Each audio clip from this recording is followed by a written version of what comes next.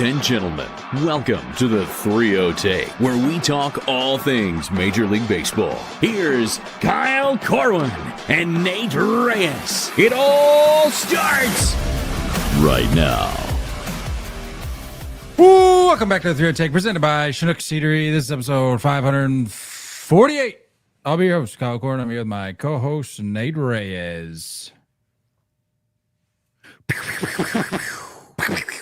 Casey, how are we? I got something for you. Yeah. Something I was thinking about. I don't know if we've discussed this, but I noticed something weird for me last night when I was watching games. As a fan at home, as a viewer at home, do you have any weird superstitions during a game? And I know you're not overly superstitious, but to give you mine, to kind of let you know what my base flag is. What? Let's walk that. We're not just going to zoom right past that. I was going to say, like, as a player, you weren't overly superstitious, I am extremely superstitious. Really?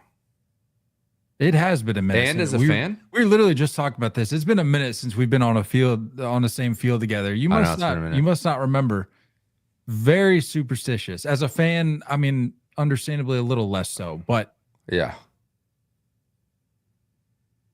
All right. Well, here's what, because I was a weirdo last night. I was watching the game. Paige came home, was like telling me about her day.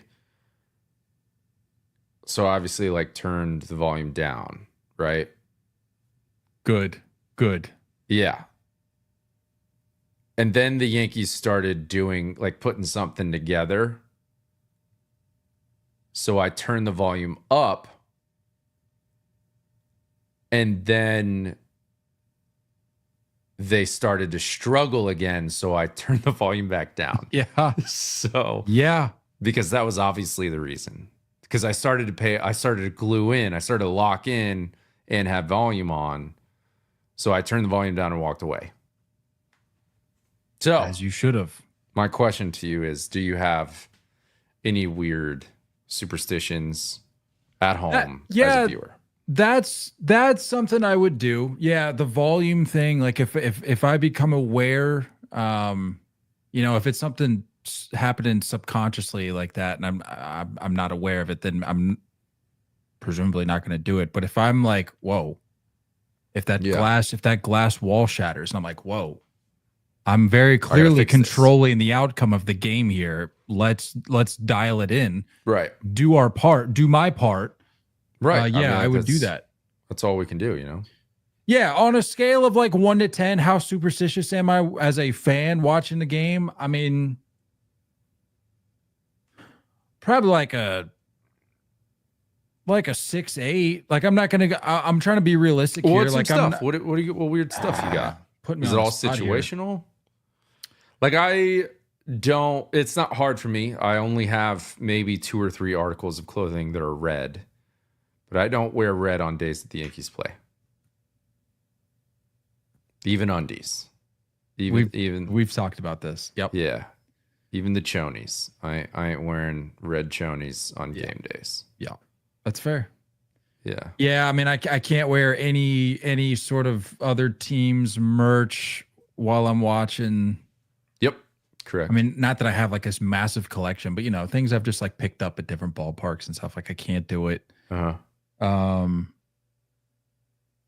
Seeds. Now this is not it can be a plug for our friends over at Chinook, but like if I decide to begin a pack of seeds, begin to consume a pack of seeds and things are going rather well, I'm going to continue that even if I've reached my point of like I'm satisfied. Yeah. I'm good. Because it's for the team. That's just a small thing. I'm sure if I gave more thought to it, I could come up with some more. Yeah. More noteworthy ones. I'll do weird stuff. The other day when I was like, if I'm again, like it's kind of situational based on the game, but like if I'm sitting down and success is occurring, I can't get up. I can't get up yet. If the inning ends, then it kind of lets me off the hook. Yeah, the amount of times I've had to hold a pee in, it's for the sake of a rally. Yeah, it's a rally. Tell you what, we can't break that up. So cool. I just wanted to make sure I wasn't the only weirdo. No, you're not. There. I mean, I'm sure there's plenty of weirdos talking listening. about black cats in the chat, walking under ladders. Classic. You gotta watch out for those. Real quick before we get into this Ketel Marte stuff, because I definitely want to spend some time talking about this, because I have some thoughts. Speaking of superstitions, not related to baseball, and I think we've talked about this before, possibly, but just I want to make sure we're on the same page. Volume. If I tell you volume, and I'm asking you about superstition, what does that mean to you? Changing the volume. It's in increments of 5s for me. That's it?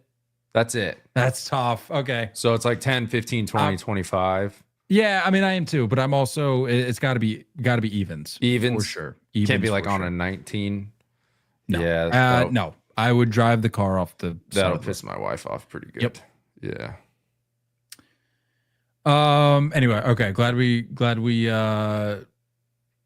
wrap that up. Let's talk some ball. Why am I getting notifications about the NBA? Not talking that ball. We're talking baseball. Let's talk baseball. Ketel Marte. How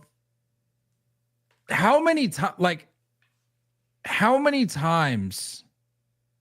I was getting real upset earlier today just thinking about this because I'm going, I saw the TikTok. It was a good TikTok. Thank you. Shout out. Plug the TikTok. But that's not what this is about. Follow us on TikTok. I was legit. Oh, the NBA draft is tonight in the chat. Who cares? I don't. I'm sitting there thinking, like, am I overreacting to this? Or like the majority of people that echo the same sentiment about this as me are they overreacting to this? But then I thought, I don't know in what scenario, like sports or not, that you would go up to somebody, whether face to face or from afar, and call out somebody for the fact that their mother passed away in a car accident. That is so, like, I saw so many, well, I won't say so many people, to credit to the people in the comment section today. They seem to have their heads on right, but there were a few outliers that were like, the fact that they bought the ticket does entitle them to, say whatever they want. Like, are they free from consequences? No, but they can say whatever they want. And then there were some people in there being like, you just got to be able to tune that out. Like, you're making millions of dollars. You got to be better than that. I'm like, I don't care if they were making billions of dollars. And try to wrap your head around a situation where you would go to somebody at their place of work and say, hey, your mom's dead. She died in a car accident. I don't know exactly what was said, but the fact that this person was ejected and later banned, not from Rate Field, but all major league parks, I'm going to go ahead and assume, and also considering the fact that they apologized and were like, they were very regretful and remorseful. Spare me. There's intentionality behind saying that. This isn't getting caught up in a situation where it's like, oh, I just got caught up in the heat of the moment. No, like, you got to dig into some pretty weird, dark places to pull that one out of the bag. Also, how do you further proving my point? How do you know this? If you're a White Sox fan, or let's not even say they're a White Sox fan, because I saw a White Sox fan saying we don't claim this person. Let's just say you're not a fan of the Diamondbacks, so good chance you don't know about Ketel Marte's, family history. You're pulling this up. You have to be pulling this up, presumably. Yeah. So that tells me that not only did you look it up, You then looked it up and then made the decision to say it. No, spare me the whole, well, I'm really regretting my action. Stop. Yeah. Stop. This whole thing, I'm so over it. And like I said on the video I put out, we're what, 2 months maybe removed from the Jaron Duran situation where you had a fan, and I don't want to misattribute the fan base. I want to say it was in Cleveland, but don't quote me on that. I think it was Cleveland, but maybe not. Not important. Regardless, a fan telling him to kill himself. Yeah. Is there tell me, is there an amount of money that makes you immune to responding to that? I think not. I mean, the amount of hardos I saw in the comment section that were just like, this guy's a snowflake, people are soft. And look, I think you and I can both agree, being, I feel like we lean more old school than not. And not just in baseball, but just, the way we look at life. We're on the other side of 30 now. So we've had a little bit of time on this planet. I think you and I can both agree that, yeah, there are facets of society where we have gotten exceptionally soft. And I'm not going to deny that. Sure. Yeah. But I also don't want to live in a world where I'm expected to be this tough guy. If I had a parent that had passed away and somebody's calling me out about it, were we tough back in the day that we wouldn't have, you're telling me guys back in the day that I'm going to go ahead and make the argument that guys back in the day are going up into the stands. Yeah. You're telling me those guys in the 40s, 50s, 60s, if they heard something like that, they're not going up into the stands on something like that? Come on. This whole thing, I'm over it. The people need to understand that, again, just because you purchase a ticket to get into the game does not entitle you to say whatever you want. You have to maintain a level of human decency at the very least. I know it's asking a lot, but that's bare minimum. Dude, I think there's a lot of positive things that have come from social media.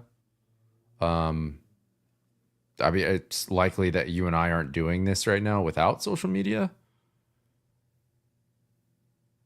But the level of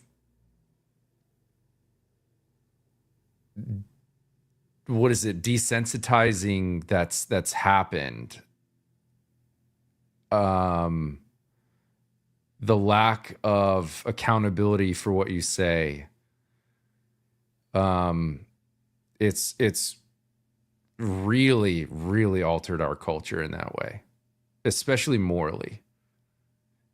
And I mean, I think what's tough is that, not saying you have to experience a close loss like that to fathom how ridiculous this is to do.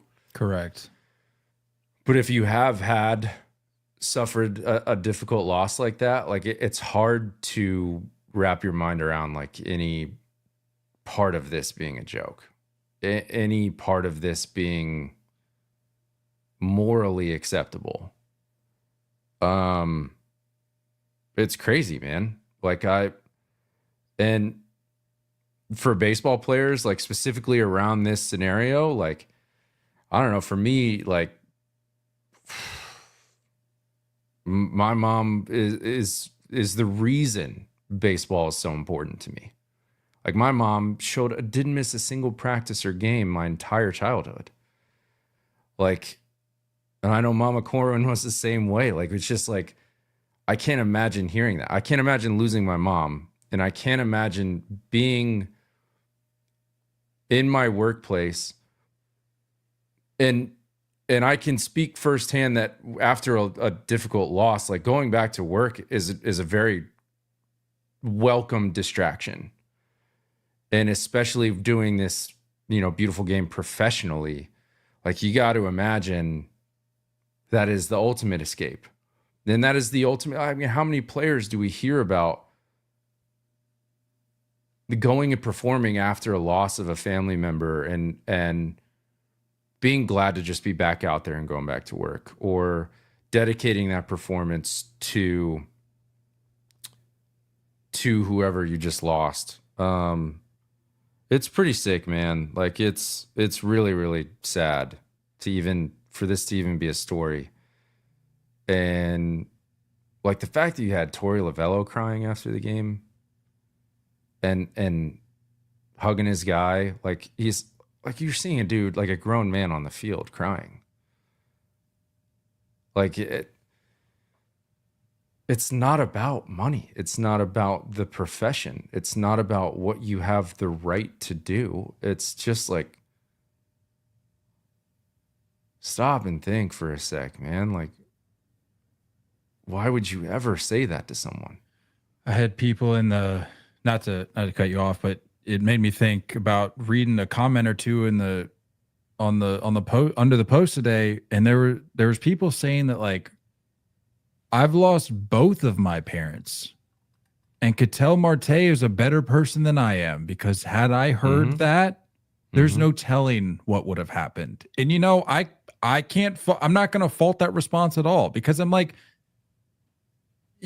it goes back to what I said in the video I put out today. I'm like, I told people in the video, I was like, just take a second and actually think about, like, put yourself in a situation where you are at your cubicle, at your place of work, whatever it may be, and there's somebody standing right there, and they're calling out the fact that your mother passed away. Yeah. I'm like, how there's anybody that defends this or tries to justify it makes no sense to me. It's just like human decency at this point. And like, like there is this barbaric aspect to sports that I think people look at it, right? And like when you go back in time and look at like sports originated from people dying, like it's in you know, it's gladiators, it's, you know what I mean, like that rawness is still there to a level, and there's this weird like natural line that's crossed, I guess, with fans. It's just like it doesn't make sense to me. And like I'm not a huge fan, but I respect like UFC. Like I think UFC's like I can see why it's entertaining, and like I've seen a couple fights and like you can get into it a little bit. But like you see the barbaric side of that, and you see guys that are just like in that arena just screaming and yelling and like saying whatever they want to these guys that they would never say to their face if there wasn't a chain link fence between them. And I don't know if that carries over into some of the other levels. And I mean, like I think besides UFC, like football is probably as barbaric as it can get, with putting your bodies on the line and like watching these guys do things that are humanly incredible. And I don't know if maybe that mentality just bleeds over to other fans specifically coming to baseball or whatever. It's just, either way, man, like there's no excuse. There's no reason there. I don't understand it. It's really sad to like see that this is even a story. It's really sad. Like imagine the Marte family, like seeing that these notifications are going out on phones right now. And like, he's being put on, you know, national spotlight, not for his performance, which has been incredible this year, but for this. Like that's sickening. And imagine how private it feels to lose a family member, and then all of that's like that privacy, and like it's just thrown out there. It's all undone. Everyone knows it. It's been 8 years. It's horrible, man. Like I didn't know he had lost his mother. Like I didn't know this was a story until this. And it's just like, it's been 8 years. Think of all the healing that's had to take place there. And you have to imagine that a good portion of that was undone by some 22, however old idiot that couldn't keep his mouth shut. And I saw, I mean, the people I said, like, who hasn't said something stupid at 22? I said, I don't know what 22-year-olds you're hanging around, but I never in my life would I go around talking about something like this to somebody. I'm Just said crazy. some dumb stuff, but I can't imagine ever Unbelievable. going somewhere and screaming out that to another person. I don't know. Yeah, and in the chat, I was literally just about to say, classy move by the White Sox. They that was awesome to see. Put out that message on the board. It definitely. I actually didn't see whether or not he got any sort of ovation. I'm sure he did. He did. Okay. There was an ovation, and then there was a lot of people that made like the handmade signs. I did see those. Yeah. So like that's cool, man. Because look, like if there's anybody that can say I don't speak for certain fans that wear the same team as I do, like I get that. So yeah, man, just tough stuff. And for what it's worth, like I don't know what he did today. I'm looking at, not that it's like it matters at all, but I mean, he went 0 for 4 with a couple punch outs, I think. So like, these guys are human beings too. Like I really don't understand. Like I'm sure half the people listening to this had the same goals that these guys have. And if you're telling me that if you were in their shoes and you're making millions of dollars and you're able to just block stuff out and suddenly be different than who you are right now, like it's hard to believe that. So I hate it.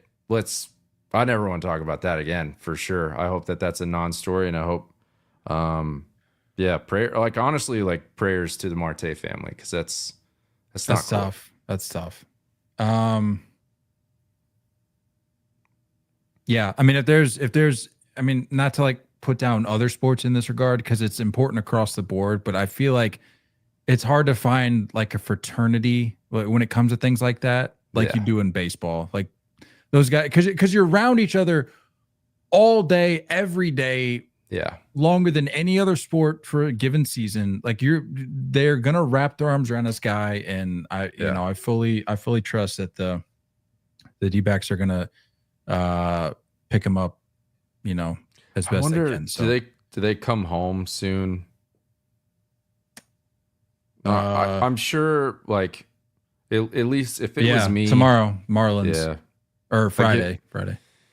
If it was me, like I wouldn't want anything talked about it again. I wouldn't want any more attention towards it. But I wouldn't be surprised if there's some type of standing O, at home for him when he comes up for the first time. He's having such a great year. I hope this doesn't derail him in any way. Like he's literally going to be in the MVP conversation for how well he's doing. So I hope he's able to shake it off. Idiot. What a scumbag. By the way, not to like, we don't need to go on this much longer, but like, I genuinely don't know how the bans work. I don't the bans to get banned from all MLB like stadiums. Bans. Like, I don't like it. Do you don't ever show your ID? Like maybe I can understand like if they somehow can prevent you from like purchasing a ticket online based on your name.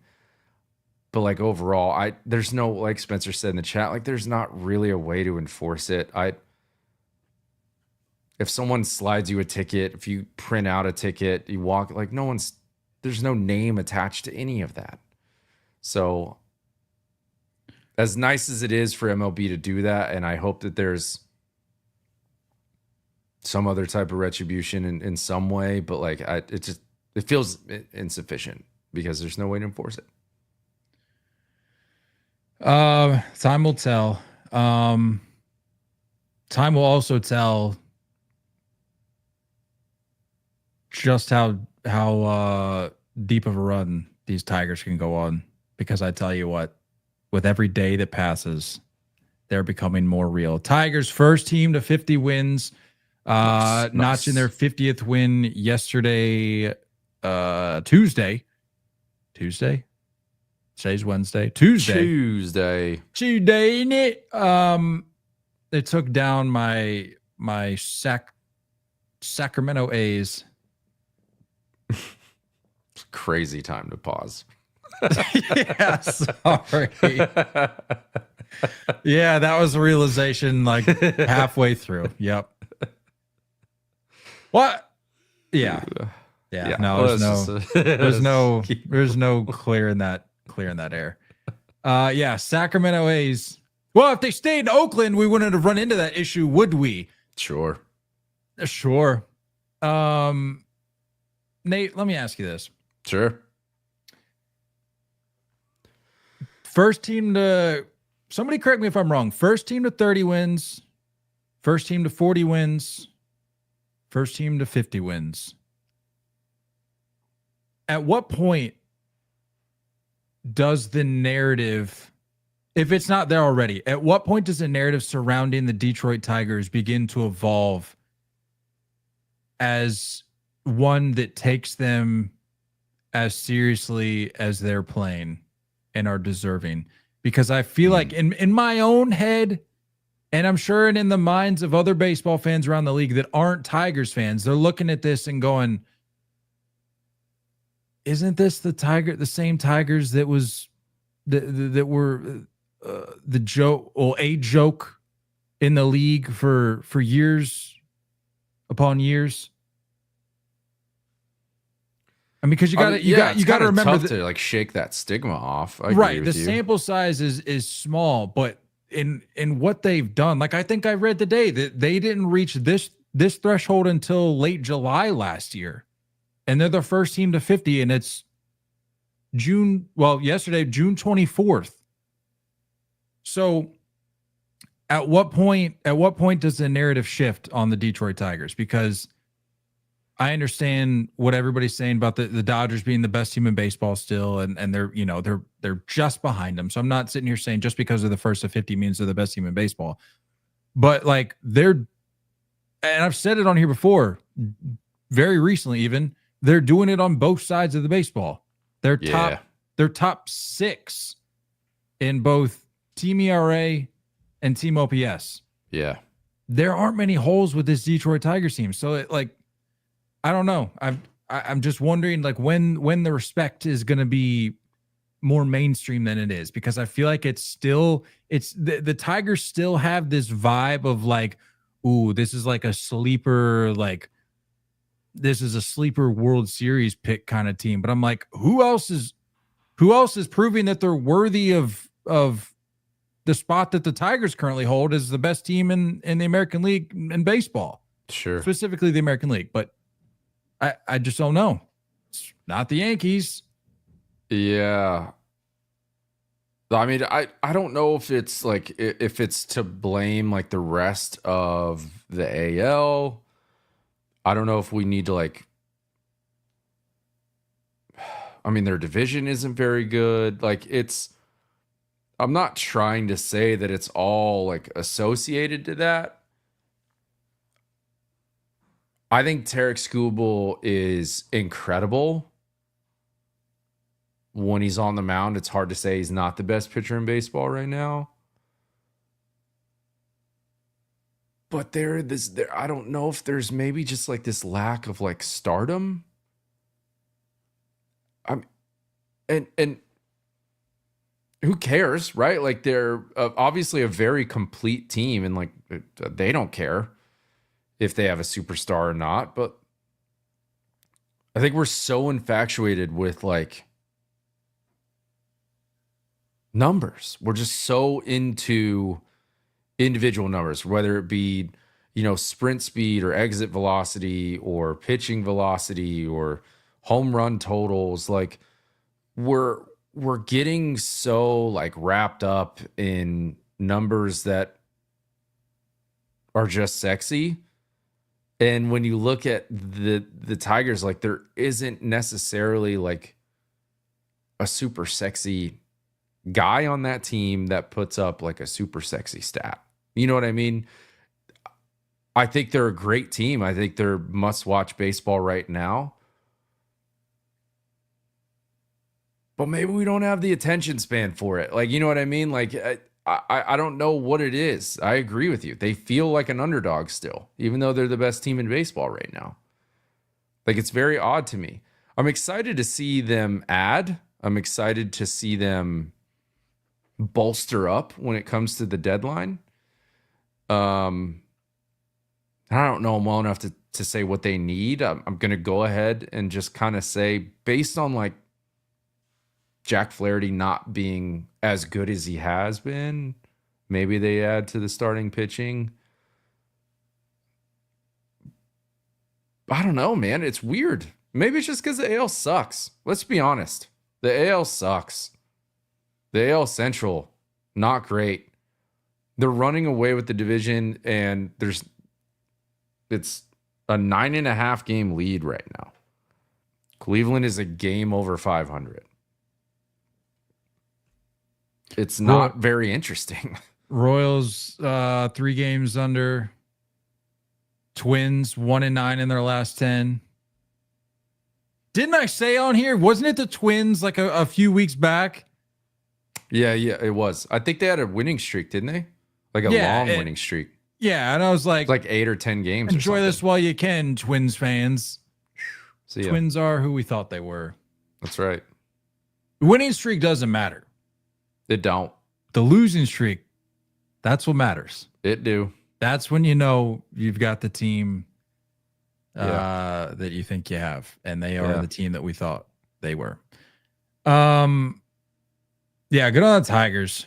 Good on the Tigers. I mean, to your point, that's something I hadn't even really considered, because they've just been playing so good that it's like, what do they need to do at the deadline? But why not go for it? So that's something that I'm very much looking forward to. Me too. And like, I remember when we talked about like the Glaber edition in the offseason, we're like, man, like, what are they going to do with such a plethora of infielders?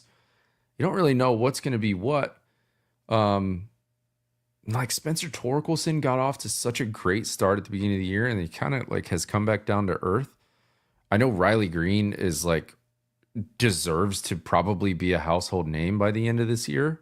I mean, we just talked about it last episode. Dude should be starting in the outfield for the All-Star game. Like Parker Meadows is a certified stud. Like you have Javi Baez, who is a vet, who's like accepted his new role and is like willing to play different positions. Like all things are going Tigers' way. There just isn't like,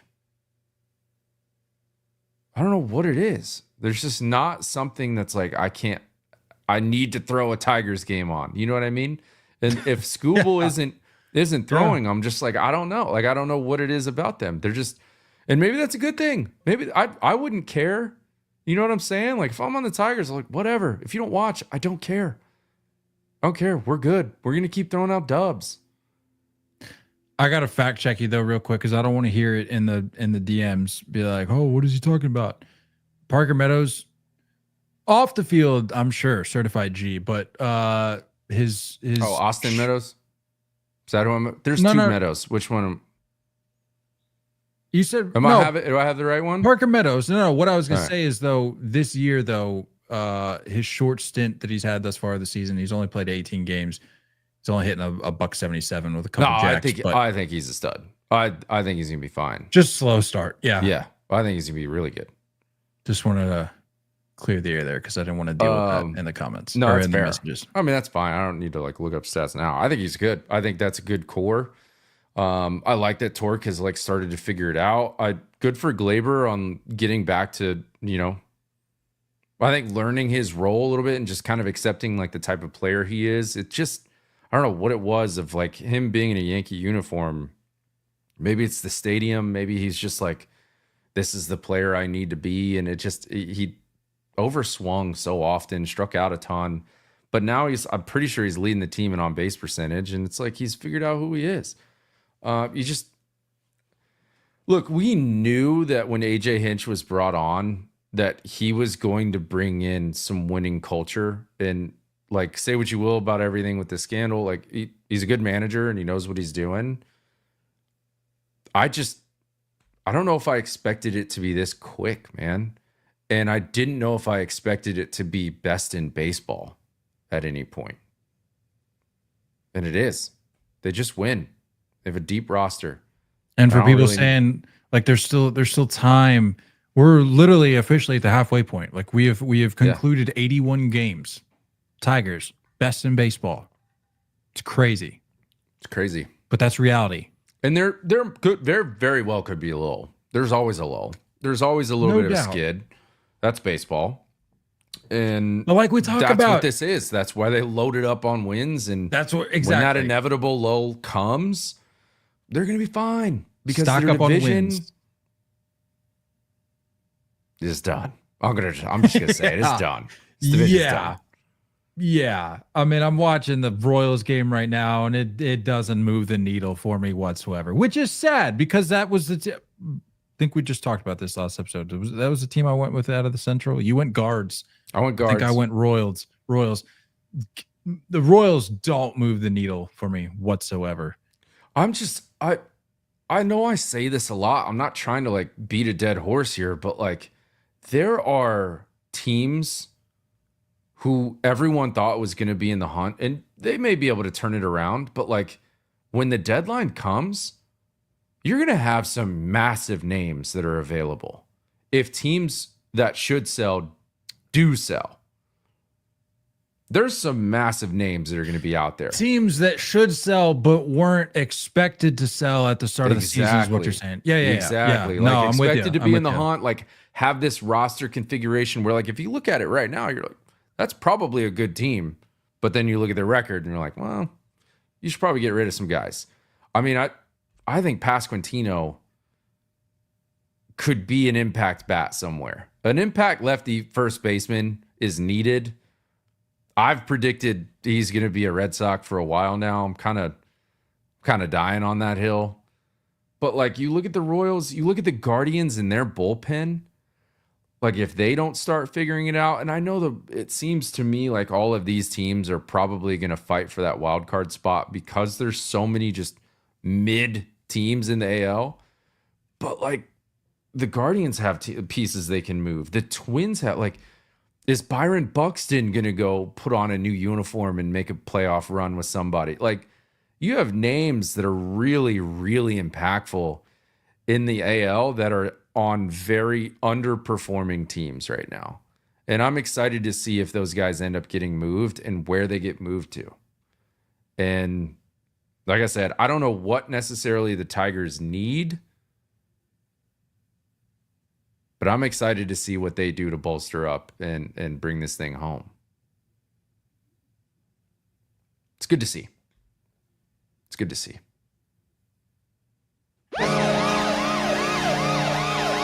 What do we got?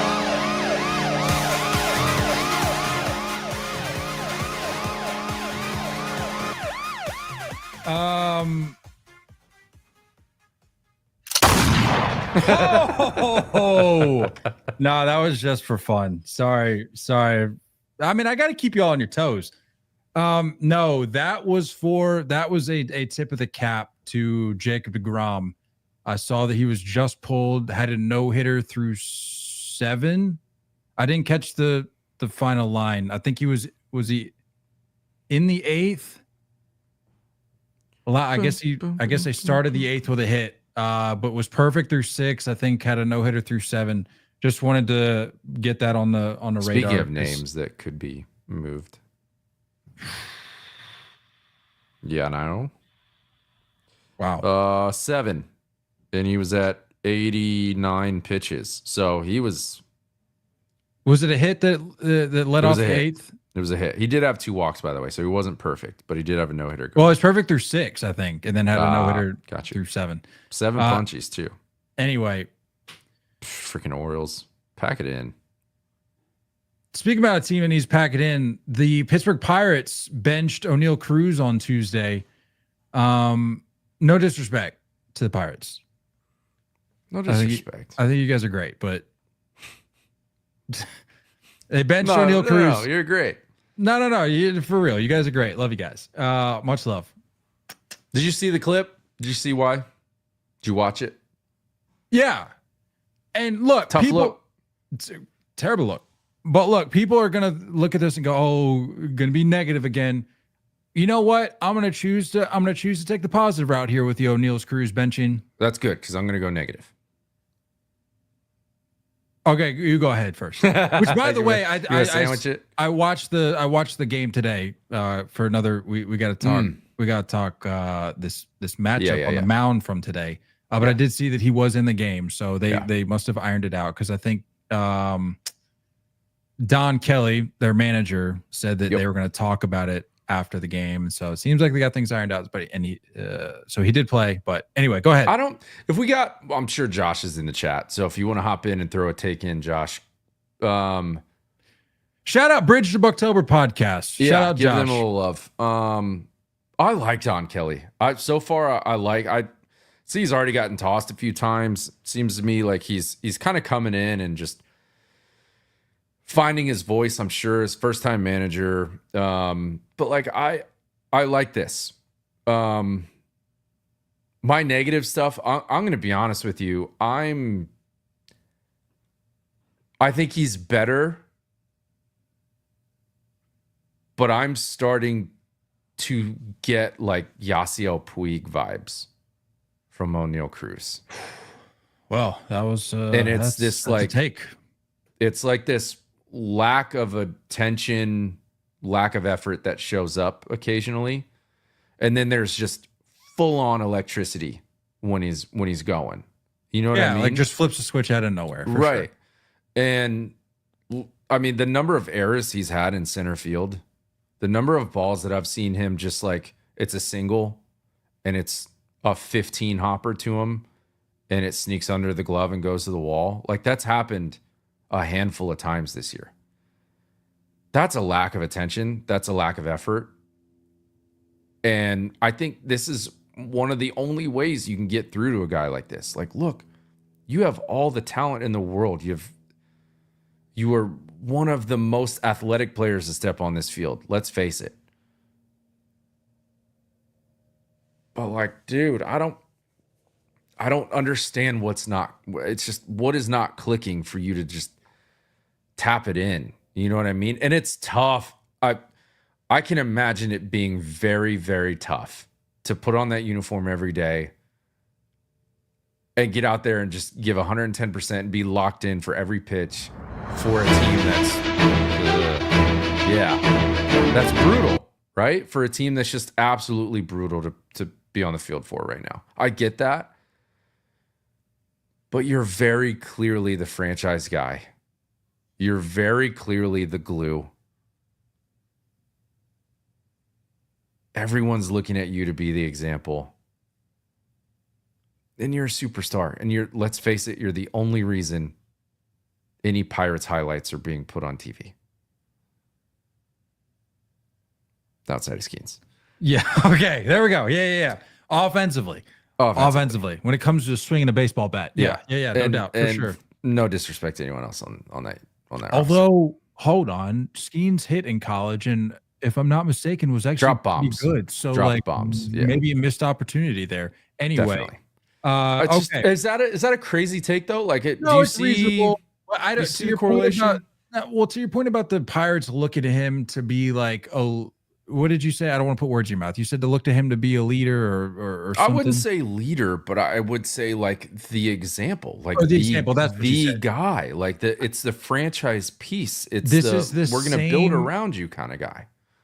Granted, he's earlier along in his career, Oneil Cruz, but this is very similar situation. I'm seeing a lot of the Rafi Devers situation here, where it's like, I'm not trying to be this leader. I'm not trying to be this guy that people look to. I'm just going to go out and do what I do very well. And I know he's had his mistakes. Again, Cruz, we're talking here. He's had his mistakes and he's still learning, but I don't think he has any desire to be that guy that people look to. Totally fine. And however, I think that's fine, but like it's such a disservice for the athleticism that you have to do stuff like this.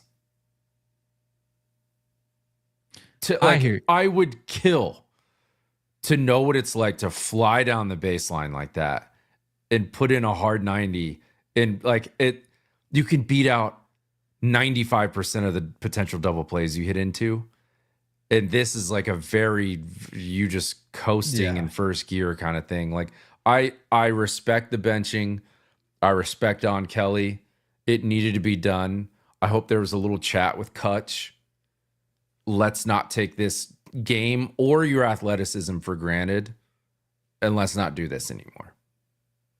Dude, I was watching a game talking about his athleticism. I was watching a game today, and again, we got some other things to get to on that, but there was like 3 balls, or at least what felt like 3 balls in a row that were hit to him in the outfield. And they're like, yeah, he's going to hold up at third. Don't want to test that arm. And dude just hums it into home plate. I'm like, that must be nice. I wonder what that's dude. Like. But what I was going to say, taking the 98 from 350 feet away. Taking the positive twist here. The accountability. I don't know if you saw the quote. Huge fan of what Oneil Cruz had to say. Didn't try to shove it off. Didn't try to sweep it under the rug.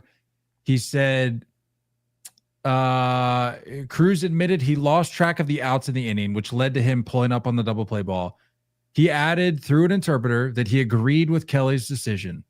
DK had all the rights to do what he did, and I'll back him up on that. Cruz said through the interpreter, it was my fault because I thought there were 2 outs in that situation. That's why I let off running to first base. Again, don't agree with the letting off in any situation, from like a soapbox type position. But yeah, the fact that he acknowledged it, the fact that he said he has every right, I'll back him up on that, that takes some maturity. So that's encouraging. I've said this before. I think one of the best, most amazing things about not just baseball but sports is that like you have to have managers that didn't necessarily have all the incredible Hall of Fame talent in the world. They make the best coaches and best managers because they had to work for it, because they had to pay attention to everything, because I didn't have the luxury. I need to bust my butt everywhere I go, and I need to pay attention to every scenario I'm in.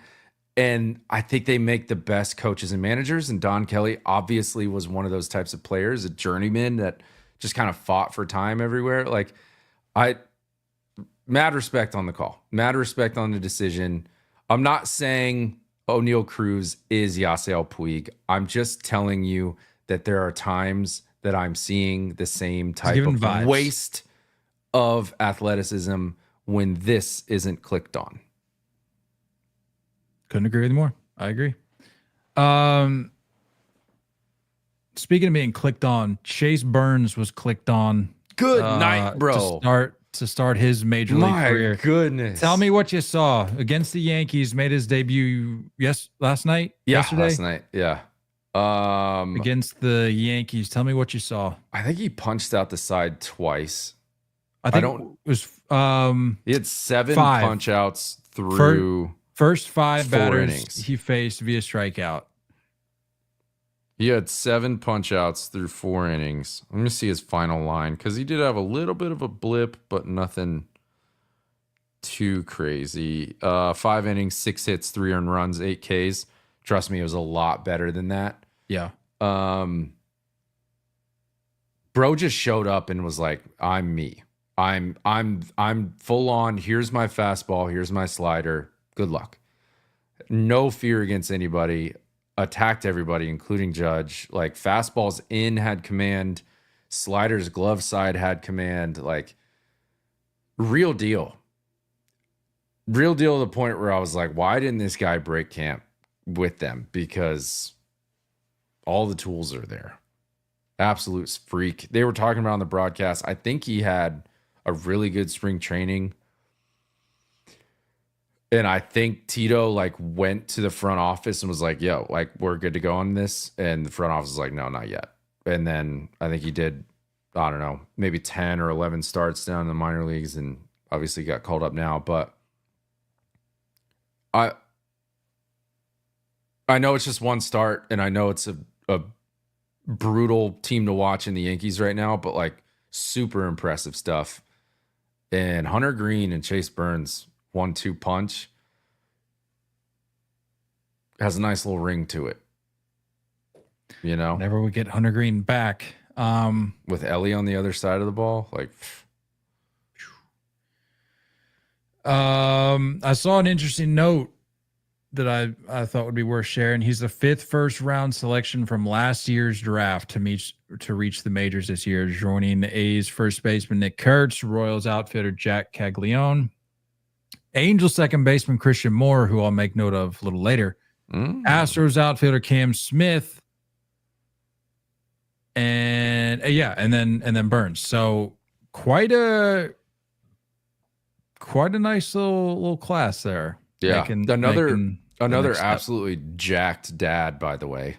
The guy's built like a brick house in the stands. I don't know if you saw him. I did, like, but I take your word for it. I don't know what it is with these young rooks getting debuts, and you see their dad, and they're just massive human beings. But kid looked good, man. Kid looked real good, and was like amped. Had a little swagger to him. From what I saw, it was like an amped but a dialed in amp. He was channeling it very well, which is I have to imagine very hard to do when you're making your debut like that. But that has to speak to some level of maturity that exists there, like mental maturity. You know, your makeup as a ball player to be able to do that. That's impressive. So good on him. I mean, I'm assuming he got a ball from last night at some point, but like imagine having that ball of like 1, 2, 3. I'm gonna punch out the side my first inning, and one of those 3 is Aaron Judge. Like that's got to feel real good as a debut. And then I think they ended up walking off the Yankees last night too, so that kind of put a cap on the game for him. They sure did. Kind of nice. I mean, you know, he doesn't get the win in that situation, but kind of nice to be able to walk away. Yeah, lay your head. I'm telling that line doesn't tell the story. That line does not talk about how good he actually was. No, but all in all, good day. I wanted to break up a little bit of, you know, we got some more Pirates talk here. Well, a little less Pirates and a little more Brewers, but I didn't want to transition right into this after the Oneil Cruz thing. But the matchup today between Paul Skenes and Jacob Misiorowski. When I tell you, Excellent on that last name, by the way. Thank you.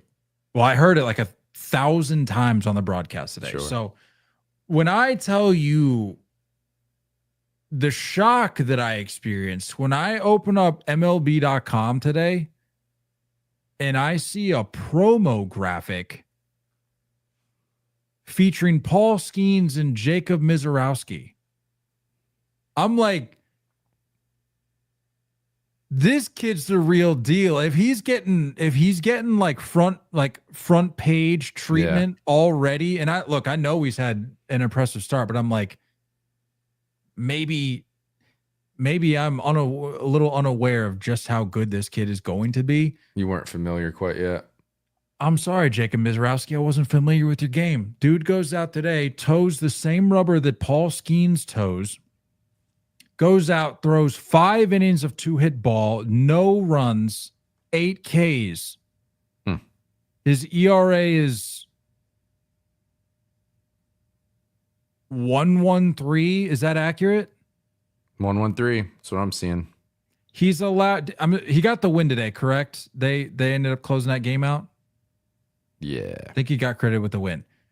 If true, yes, if credited with the win, okay. He's allowed as many hits as he has wins through 3 starts. He's 3-0 and has allowed 3 hits over 16 innings. That's crazy. And not to mention the fact that he threw, was it 19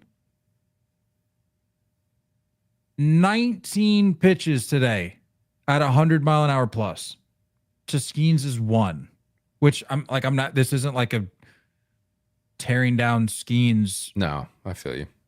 Campaign, but like of the 74 pitches he threw, 50 strikes. Good night, bro. This kid's real. What did you see I to be honest with you, I haven't caught too much of his starts outside of just like highlights. Dude, he has what are you seeing? He's got so much length. I need lanky. to get what's a what's the listing on this build? What's the official listing here? I'm seeing 6'7", 6'7", 197. I Eat mean, a cheeseburger dude. or two, Jacob. The length, man, like he's on top of these guys. Yeah. Post stride. It's crazy. Hold on. In the chat, Daddy is a baddie. Are we talking Jacob Misiorowski here? I hope so. No, I'm with you. Jacob Misiorowski, that dude. Yeah, the movement, the length, he's got the makeup's there. All the ingredients are there for this kid to be something very, very special. And he's showing you right away. I love when you get a guy like this who comes up right away and shows you what he's capable of doing. And leaves a little room for the imagination of like, maybe it gets better than this. I mean, are the Brewers just a pitching factory? It's what they do. It's what they do, man. Good for And then them. on the other side of the ball, you got Skenes getting roughed up. I think he just had one rough inning, didn't he? Yeah, it wasn't pretty. 4 earned runs, which I believe, I know it's the first time this year, but I think in his career, first time he's given up 4 earned runs. Is that right? That can't be right. Is that right? Stud. Definitely this year. Also threw 50 strikes in 78 pitches, by the way. Guy pounds his own. Even after that, ERA is at a 2.12. Yeah, guy sucks.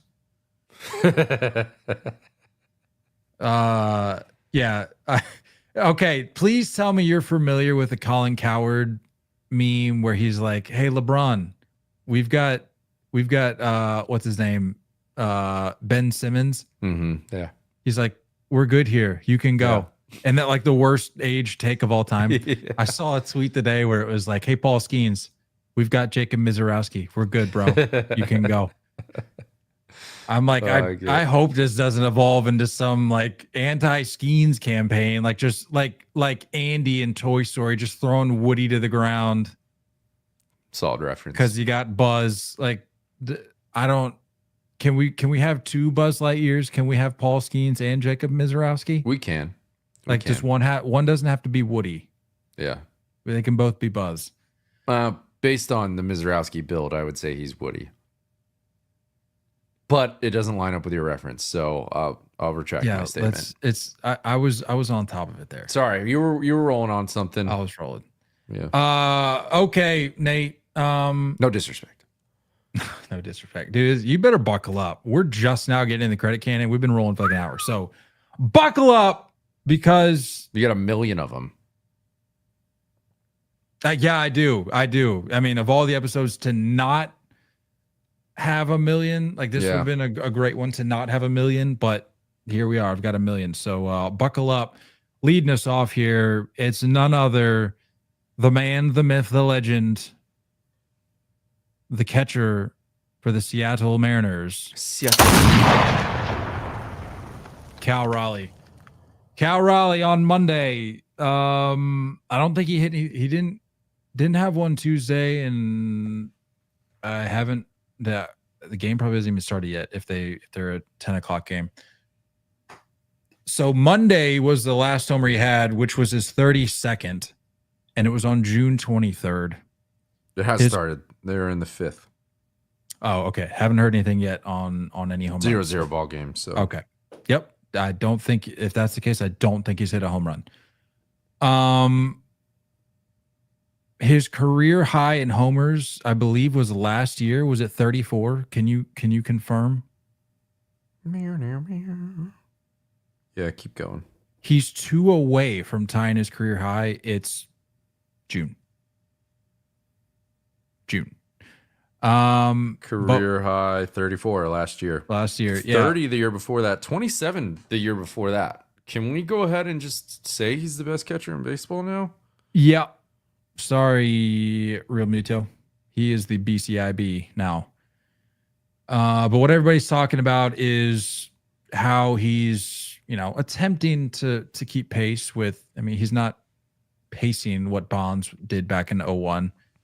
But he's trying his darndest to reach the mark that Bond set before the All-Star break, which was 39. Raleigh's at 32. But we still got a little bit of time. We got time. We got like 3 weeks. It's going to be here before you know it, though.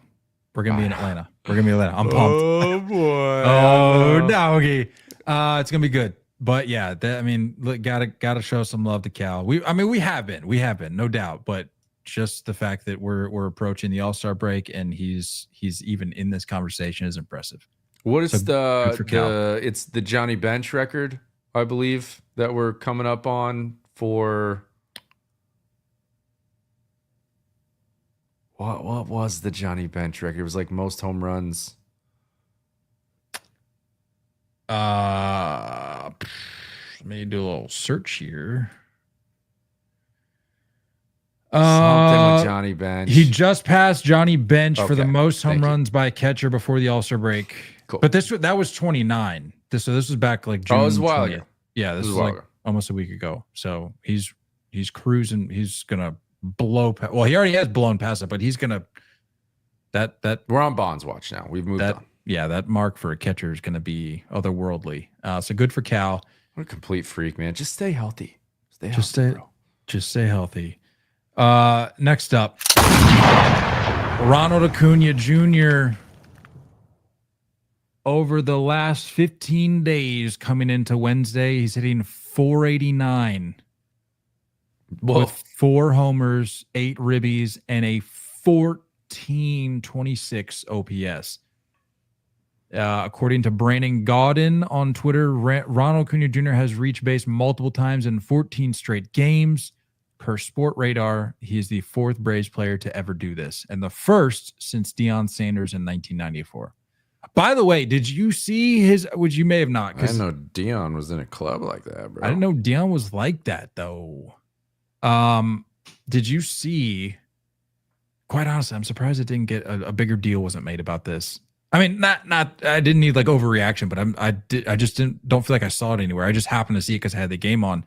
But did you see the grenade celebration? Chucks a grenade, his like little grenade celly that he does. Chucks it in the Mets dugout and hits him with one of these. I'm like, careful, dude. Like, careful. Back in the day, you're getting ear holed. In this political climate, you can't be throwing grenades into dugouts. For sure. There's a lot going on right now. A lot going on in the world, Ronnie. Yeah. I mean, do you live bro's your just life. locked in on hitting. He has no idea what's going on outside of the cages and on that dirt, baby. Probably couldn't even spell Iran. Doesn't really care. He don't care. He's also like, where's the next baseball that I can do? I see he committed to the home run derby today? Believe I saw that. That's nice. He sure did. I mean, you just had to assume. Yeah, it's in Atlanta. Yeah. Gotta get your guy. But love that verbal confirmation. Yeah. Love it. Next up.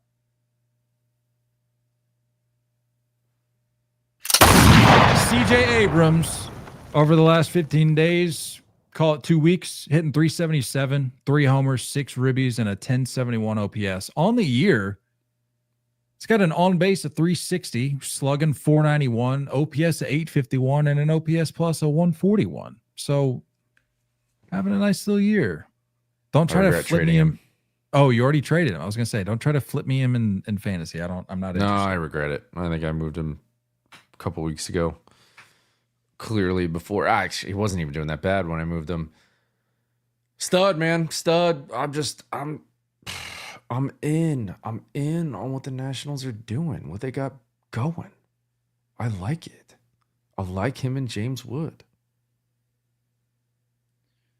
I did see some Nationals fans trying to talk some noise on the Padres for letting James Wood go. I think I saw he went deep in their recent series. And I'm like, I think I'm still going to go ahead and say that I'd rather be in the position that the Padres in right now because it was specifically in reference to one of the tweets that I'm referencing. It was talking about this. They were like, remember when Xander Bogaerts said that, come on, man, we're just playing the Nationals. Like, and then he was like, yeah, by the way, here's a home run from James Wood. Thanks for him, by the way. And I'm like, I mean, I guess good dig, but I'm like, since that time, I think they had opposite records. Like, I think the Padres were like 180 and 140 or something. And then the Nationals were like 140, 100. I don't know. But I'm just like, it is crazy that the Nats got all three of those guys. I didn't realize that. Yeah, but the thing is, C.J. Abrams, Mackenzie Gore, and James Wood. But like the thing is how much noise can you really talk on that? Because even with those guys, they lost what, like 10 out of 12 or something insane. And then they went on like, I think it was like an 8 or 9 game losing streak. And this was with James Wood just going off, CJ Abrams going off. I don't know. I'm not in on this year. I'm just saying for the future. Yeah, but running out of, my patience is wearing thin. I've been trying you're too close to the situation. I've been trying to prop them up for too long. You're too close to the situation. Yeah, you stop. Yeah, post trades. You don't need to prop them up anymore. I get that. Just let it be. Yeah. Just let it be. You're in the neighborhood. You're there. You're there for support. Speaking of which, that's all it's needed. Speaking of which, I'll be at the. Finally, it's about time you're going to a game. Relax, bro. I'll be at the July 5th and 6th games in DC. Sox are coming to town. Fireworks? Nothing better than the Sox rolling into town for the 4th of July series. This isn't the first time it's happened. I love it. A lot of red, white, and blue on that field. Oh yeah, I would imagine fireworks, but the all red, white, and blue game, one would say. I think between those two squads. Really just America's game, you know? That's what some are saying. That's what I'm saying. Yandy Diaz. Yandy muscles. Over the last Yandy yoked Diaz over the last 2 weeks, hitting 462 with 3 jacks, 8 ribbies, and a 1231 OPS. Entering Wednesday, riding a 14-game hitting streak. And according to Just Baseball on Twitter, Yandy Diaz in the past month slashing 380, 432, 610 with a 195 weighted runs created plus, 12 extra base hits, and 15 ribbies. One of those, the opposite end of the spectrum of what we were saying earlier about some of these teams that are underperforming, that everyone expected to be a playoff team that has pieces that are going to move. I think everyone looked at the Rays this year and were like, Yandy Diaz, like big trade candidate. They're a game back in the division. They're very much in the hunt. I really highly doubt he gets moved. And he's a key piece right now, dude. Guy's banging. Crazy big biceps, by the way. The biggest in the game. I mean, I feel like him and Adolis could probably arm wrestle.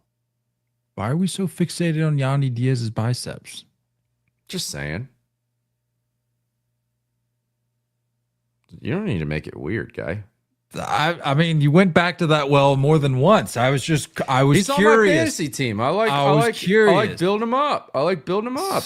Well, it seems like he's already built up. I mean, talking about it all the time. No, I'm just kidding. kidding. Is uncalled for, I think. You're the one that said something about going something on your sack. The sack is Sacktown A's? Yeah. You don't need to make it weird, guy. Yeah. I don't need to make it weird. Yeah. All right. You're on one tonight.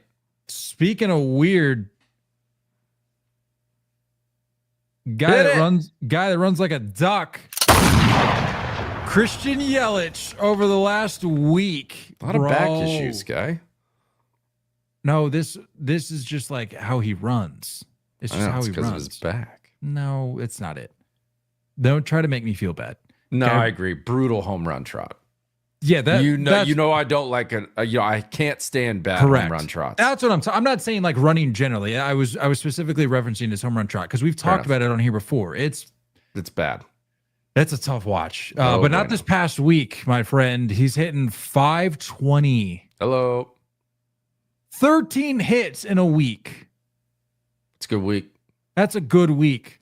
Also has a home run during that span, 13 RBIs, and an OPS of 1331. Opta stats. Since RBIs became an official stat in 1920, the Brewers' Christian Yelich is the only MLB player to drive in 8+ runs in a game without hitting a home run. He did that this past week, 8 runs. heck of a game for Yelly. Good And stuff. on the season, on base of 344, slugging 458, OPS 801, OPS plus 124. So a quality campaign for Yelly. Good stuff, Yelly. Another Christian Moore. Not really like a span of performance that we're addressing here, but purely his performance last night against the Red Sox. Game tying homer, a walk-off homer while his team was trailing. That's relevant to the nugget here. Optastats. Game tying homer, walk-off homer with his team trailing, drove in all of his team runs. When's the last time that happened? Never. No other player in MLB history has done all of that in the same game. Shame on the Angels, by the way, for this weird little line that they drew in right center field that whatever's a home run, or it's like barely over that line. It's because it robbed us of that moment. Yes. If you didn't have your superstition question at the beginning, I was going to bring that up. I was going to bring up the fact that I hate these stadiums that have like a yellow line for just make a wall, make a normal wall. Yeah. Get rid of that wall or make above that wall a home run. It's that simple. That simple. Wait, what do you mean? That's what it is. What? It was a home run. Yeah. It is a home run. That's what I'm saying. If you have a wall, make a home run above that wall, not halfway up the wall. Oh, you're saying like even above. I got if you. If the wall's there, that needs to be the home run. I got you. Yeah. No, for sure. Like this whole, or at the very least, just like bring in the bottom wall and have like a little bit of a gap so the ball can fall in, or just something so we're not like watching this guy dive headfirst in a third, giving you the old tongue action. Crazy. And then running. I was hyped on that. Did you see the ump though? He came up, got like right in his face, and he was like, brother. He's like, oh, okay. Yeah, we're good. Yeah. So good on that. Buckle up, buddy. I got some arms here. There we go. One of yours, but there's a lot of pitching nerds that listen to us, by the way. So this is good because you and I are not pitching nerds, but we need to give pitchers their love. We've talked a lot of good pitching this episode. Good for us. A lot of quality arms. Good for us. One of those arms being your boy, Clark Schmidt. In his 5 starts since May 28th, he's 3-1 with an ERA of 0.84 and 27 strikeouts. He has gone 6+ 4 out of his last 5 starts, which to me, like whatever, but I know that that's like a big deal now. I would be more impressed if it said 7, but whatever. I'll take 6. 6+ 4 of his last 5 starts, has given up only 3 earned runs across those 5 starts, all 3 of which came against Cleveland in the same game, June 4th. Yeah. So good on Clark Schmidt. Dude's been good, man. And I think if you were to look up like the game logs of last year, I'm pretty sure he only went further than 6, like 2 or 3 times the whole year. So this has always kind of been his thing that's like holding him back. And if you enjoy like true pitching, he's a fun watch because he's not going to light up the radar gun. A lot of cutters, a lot of sliders. And it's just it's good, refreshing pitching to watch. It's been good. A lot of scoreless innings. Hope he keeps it rolling. He's been good, Nate. I'll give you that. He's been good, but not as good as. Just take a guess. Take a guess at who I'm going with here. Hints? No I hints? think that was hint enough.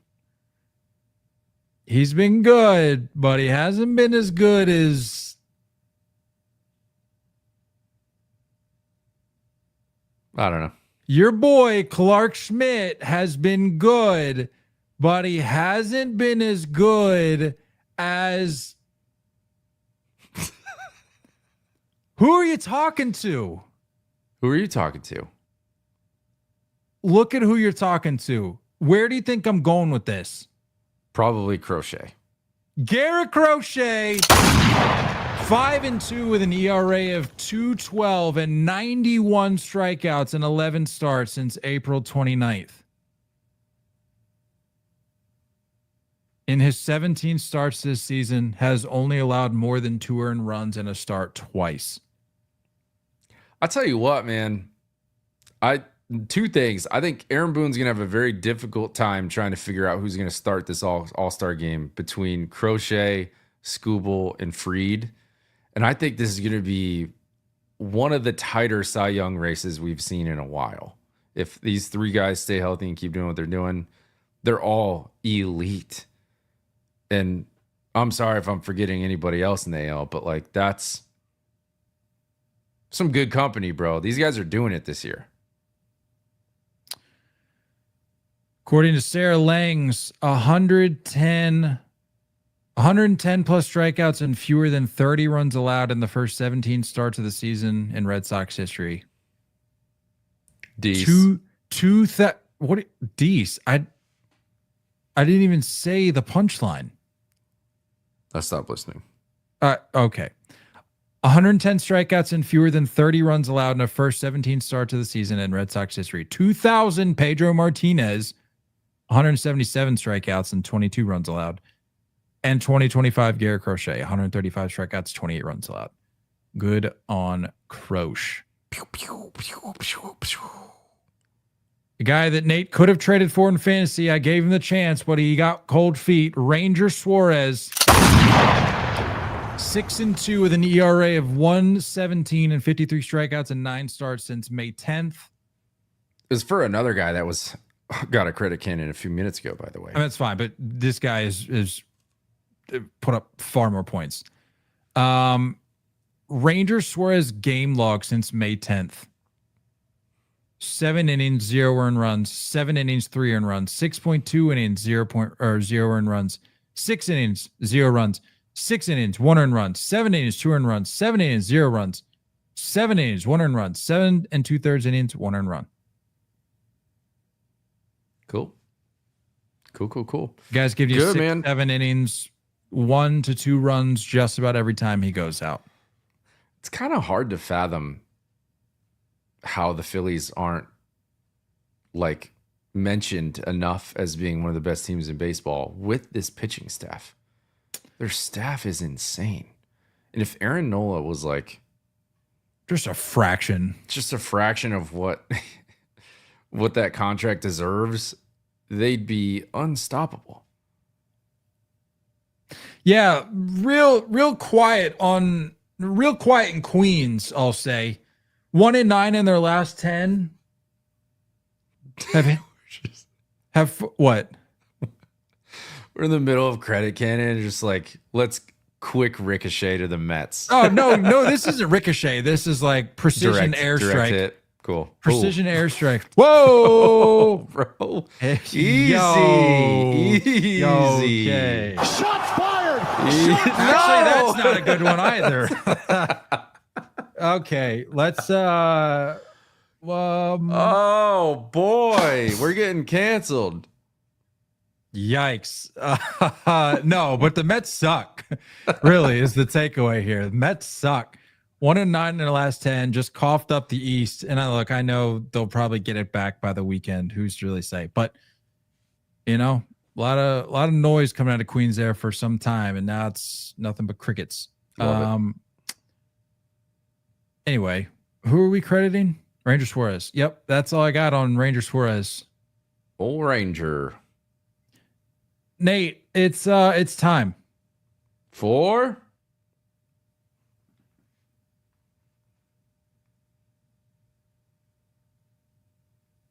your thing, guy.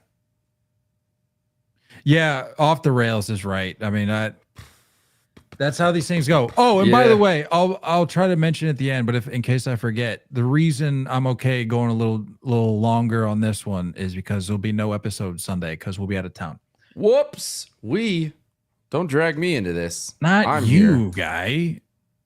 We, as in my wife. I'm here. You want to go? You want to run the pod solo? Here. I'd love to see that. My wife's birthday. I can't. Sorry. We're going to Niagara Falls. Not Nate and I.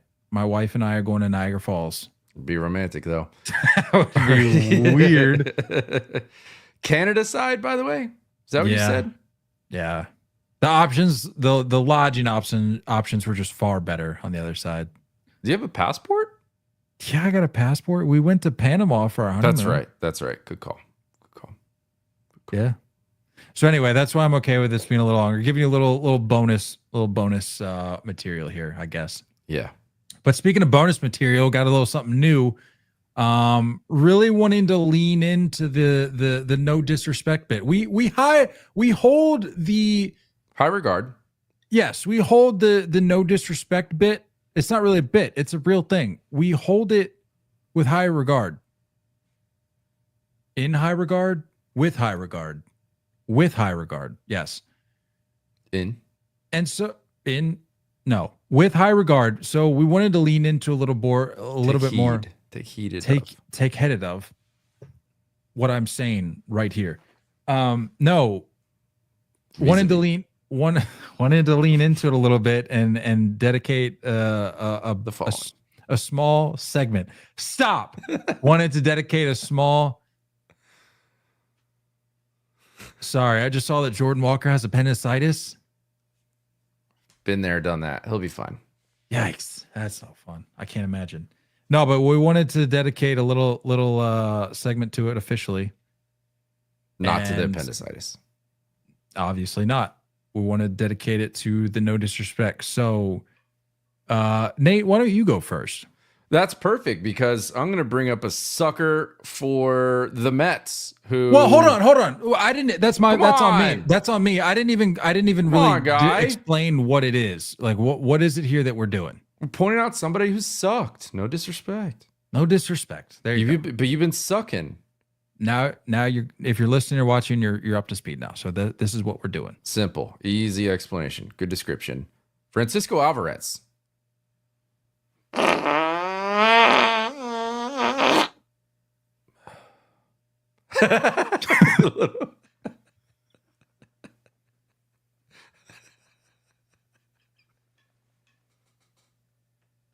It wasn't.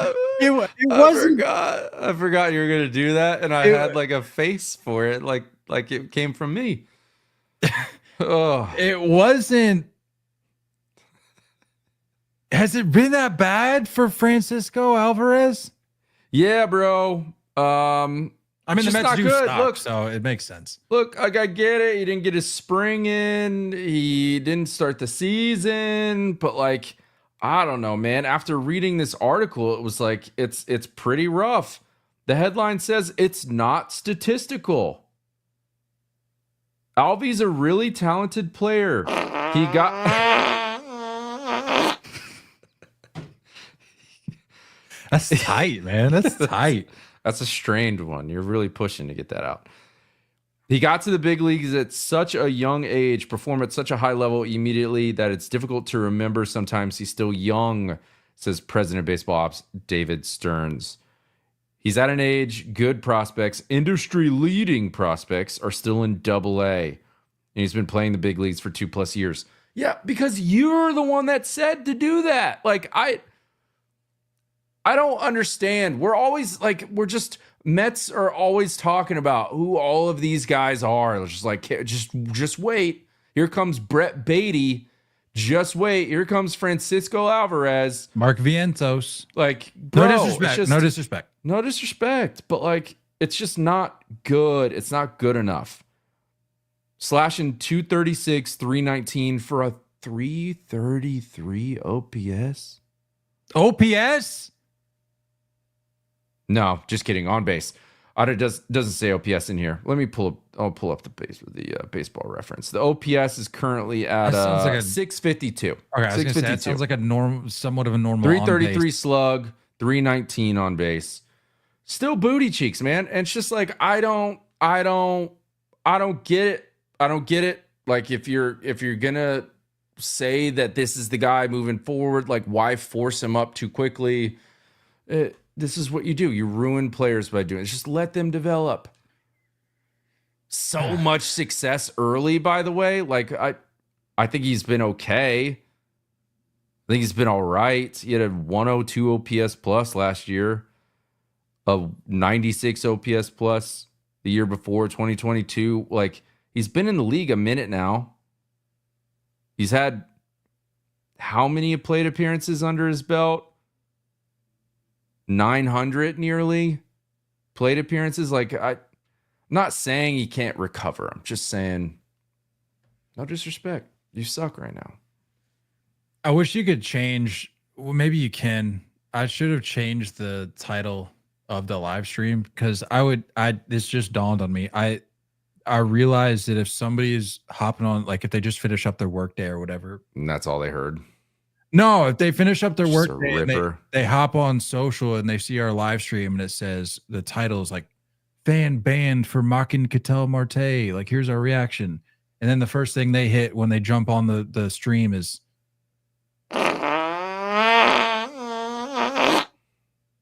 you just got to be able to separate the two, you know? Like, it's two we're like, we talked to Ketel Marte like literally bringing it back up hour and a half ago. I know. I just wanted to, acknowledge it. Anyway, speaking of no disrespect, this is borderline intended disrespect because of how bad it's been, but he's still in my good graces, but no disrespect. Zach Gallen's last 9 starts, according to Just Baseball on Twitter, 51 2/3, a 7.03 ERA. Y'all were complaining about Jordan Montgomery. Oh, a whip of 1.6 and 39 strikeouts to 21 walks. He has the worst F4 at -0.4 and second worst ERA, 5.68 among all qualified starters this season. On the year, he's accumulated, well, Baseball Reference has him at 0 WAR flat. He's 5-8, as I mentioned, 5.60 ERA, and has a whip of 13.96. Yikes! No disrespect. No disrespect. Tough, brother. In a walk year. Makes it even worse. Yeah, you are flushing money down the toilet. Hate to see it. No disrespect, though.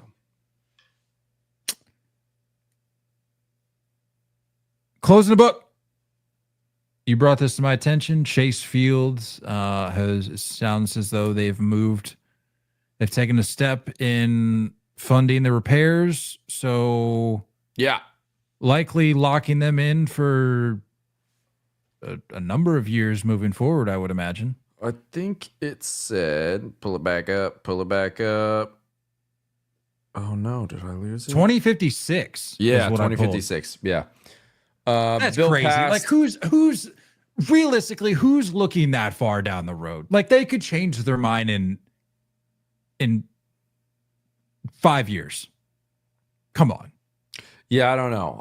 I'm not sure what that means, but I think that what this is going to include is, I'm pretty sure it's going to start to include, the surrounding buildings and kind of building some stuff and some entertainment around the stadium a little bit.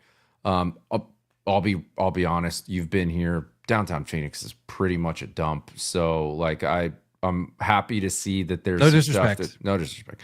I'm happy to see that there's going to be some stuff added to help that out a little bit because look, like when we're in the thick of it in July and August and it's 115 outside, like there's really not a ton of options outside or inside to do. Like there's not a whole lot of entertainment to find. You can only go to the aquarium so much out here. So like we need something to do inside. And if you can provide some entertainment around to be able to get over there, that's a good call. Was who open tonight? I don't know. Debbie in the chat just asked if they were open tonight. I don't know. And this was before we started talking about Chase Field. So in my head, I'm thinking like, is she talking the roof? Yeah, maybe. I don't know. That is weird though. They do open the roof at weird times where like now that the roof is fixed, which that's another thing. A lot of this money needs to be put towards the roof. But I'm just glad they're not moving, man. I think there was rumors of like Utah trying to steal them the way they stole the Coyotes. Like, I'm glad that's not happening. I'm glad they're sticking it out. Hey, real quick on that. Yeah. Real quick on the hockey. I think I saw something today, and I don't know because I didn't follow up. Well, this was their first season, right? The Utah, the team, No, the hockey team. I don't think so. I think it's next year. It's gonna be the first one. I thought I read something today that said they like sold out every game or something. Did they not play this year? I don't know. I don't. Full transparency, I don't pay attention to hockey at all. Yeah, they played this year. Yeah, I think I saw something that said they sold out every game. So, encouraging. Were they still the Coyotes? They just didn't like rebrand yet? Because I thought I just saw like the Mammoth and that's what they're gonna be just now. Yeah, okay. They're the Utah Hockey Club, but they're gonna be they were the Coyotes this year, but they were playing in Utah. No. They're the Utah. No, they were the Utah Hockey Club. And now they're gonna be the what is this theme? Mammoth. What is this theme about the blank blank club that we can't get past in sports? Anywho's, man, I'm trying to get my thought out. What I thought was cool when I was reading the article about where the money is going to come from, because everyone talks about like taxpayer money and stuff, is that it's apparently like all of the taxes that are coming from their merchandise that they're selling at the stadium. Like basically taxes that are, yes, we're spending as taxpayers, but when we go to the game, buy hot dog and pay 8.5% tax or whatever it is, like that amount of money is going to be going towards this money. And then I think they're also taking some income tax from certain employees is what the article said. Whatever. It's interesting, but good to see they're sticking around. And I'm happy to see whatever renovations happen because it has the makings of a good ballpark, but it's 30 years old, which is crazy. Yeah, I saw that it was like one of the oldest parks in baseball. I'm like, stop. That doesn't calculate. No. That don't make no sense. Anyway, yeah, I think we've taken our shots from time to time at Chase, but I would hate to see Chase go. Like, I'd hate to see them leave. It's quirky. Yeah. I tell you what, it was nice having some AC when it was butt hot when I was out there for the WBC. It was like February. It was March and it was still hot, dude. Bro, don't make me pull the clip of you trying to walk up the hill at the Angel spring training game. That was a fat thing. That wasn't a heat thing. It was both. It was both. I think I just wolfed down a freaking Jersey Mike's sub and cookie. Whatever. Hey, last thing here. Speaking of trips, just want to make a little note here. I know you're just dying to get dinner. I want to go to ATL, baby. I'm ready. Specifically, I just wanted to make note of the Derby. I know we've been talking on here for a few weeks now, even a few months, that we're gonna be heading down to the All-Star game, and I'm gonna keep talking about it because I wanna link up with some folks down there. But also I want the folks that aren't going to be able to make it down there that are interested in tuning into what it is that we're going to be doing, which is going to be a lot. What it is. I'm mapping out the itinerary already. Like we're locking in. I wanted to make a note of the wiffle ball derby because there's some the progress. Real derby is what you meant to say. Yes, the real derby. I just wanted to let you know that the progress is being made there, and There may even be some fan involvement, some viewer / listener involvement as we get closer. So just keep an ear out for that. Keep an eye out for that. I'm mapping out fields. I was telling you, I'm mapping out fields in the area close to where we're staying that this can be done. So I want to do it right. And I want this to actually mean something. Like we need to figure out wagers for this. I do agree. To build off of that, I think when you were talking about finding a middle school field, it's probably a little too big to go out of. In none of these scenarios are we hitting from home plate. Even a little league field, Second base? You're not hitting out. Either second base or from like the back of the cutout or something. We just need a fence. Fair enough. Just wanted to lay that out there. More than likely, it's going to be from like center field. We're old. Because we don't got it like that anymore. Yeah, we're old. We don't. I do think one of the rounds needs to be Oppo Taco. You mean lefty? Yeah. Yeah, I agree. Well, I'm working on I'll talk with you about it. I'm working on the structure of it, what I think will be most entertaining, most intriguing. We're open for suggestion. We're gonna make this thing big. We're gonna make it right, and we're gonna make it mean something. The wagers, okay. Wagers are coming. Yeah. TBD. Yeah. TDB. Vis-a-vis. Is that all it? I got. Is that all you got? All I got. Hope you folks enjoyed the bonus content. Again, we won't be doing a pod Sunday. I'll be out of town. This guy hates his home. Yeah, I don't really enjoy my mortgage very much. I'll tell you what. I don't do a good job of that. Anyway. Has Rookie ever seen a waterfall? Will this be the first time? Are you taking him to Canada? He has. Yeah, he sure has, actually. That's nice. We are you taking him to Canada? Yep. You're driving? Yeah. Crazy. Let me know what that's like. It's only like 8 hours. It's not, Nashville is farther. When we go see family down there, it's further to get there than it is in Niagara Falls. I'm not going to sit here and say that I love geography, but that does not compute to me. It does not compute to me that you can get to Canada quicker than you can get to Nashville from Northern Virginia. That's just I where don't we're at, like dude. that. That's I don't just like where that. we're at. I don't know what to tell you. I don't like it. Don't go like doxing me. I think people know that I live in this area, but don't be like going out and giving screenshots of like Google Maps of where I'm living and how long it takes to get places. I don't need that. Why? You don't want any swag? Sometimes people send you swag. Yeah, but might be somebody that knocks on my door. Who knows? Yeah, my place is gated, so good luck. Can't get in. Yeah, that's all I got. Cool. Good stuff, old chap. Way to keep it real. Throw out a couple potential cancel comments. I'm out of stuff too. I'm gonna go eat dinner. Don't go chasing curveballs. We love you all, and as always, looking forward to talking more baseball with you guys soon. Until next time, stay filthy.